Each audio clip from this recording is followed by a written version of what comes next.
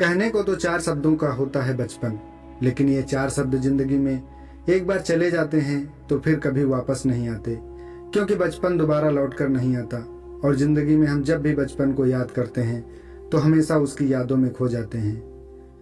बचपन जीवन का एक महत्वपूर्ण ऐसा समय है जिसमें इतनी चंचलता और मिठास भरी होती है कि बचपन को हर कोई जीना चाहता है। बचपन में वो धीरे धीरे चलना, गिरना, फिर गिर करके उठना और उसके बाद दौड़ लगाना बहुत याद आता है। बचपन में पिताजी के कंधे पर बैठकर मेला देखने का जो मजा आता था वो अब कहीं नहीं आता। बचपन में मिट्टी में खेलना, मिट्टी के छोटे छोटे खिलौने बनाना बहुत सारी यादों से भरा है।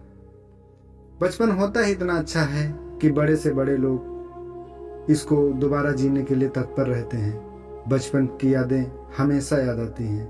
हमारा बचपन पिता की गोद में और माँ के आंचल में बीतता है, पर एक समय ऐसा आता है जब हम इन दोनों के प्यार को और इनके त्याग और बलिदान को भूलने लगते हैं।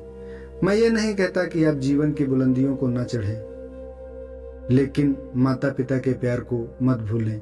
एक छोटी सी कहानी है दोस्तों, अगर अच्छी लगे तो लाइक जरूर करिएगा। बेटा बाप को अनाथ आश्रम छोड़ने आया था, साथ में पिताजी के कुछ कपड़े और कुछ जरूरी सामान और एक बैग भी लाया था। बेटे ने आश्रम के मैनेजर से सारी जरूरी बातें कर ली थी और पिताजी को वहीं छोड़कर जाने लगा। बेटा अनाथ आश्रम के बाहर निकला ही था कि उसका फोन बजा। फोन उसकी पत्नी का था, जो दूसरी तरफ से पति से कह रही थी कि वापस आने से पहले ससुर जी से कह देना कि छुट्टियों या त्योहारों पर हमसे मिलने नहीं आएंगी तो भी चलेगा, आप वहीं खुशी से रहिए और हमें भी सुख से रहने दीजिए।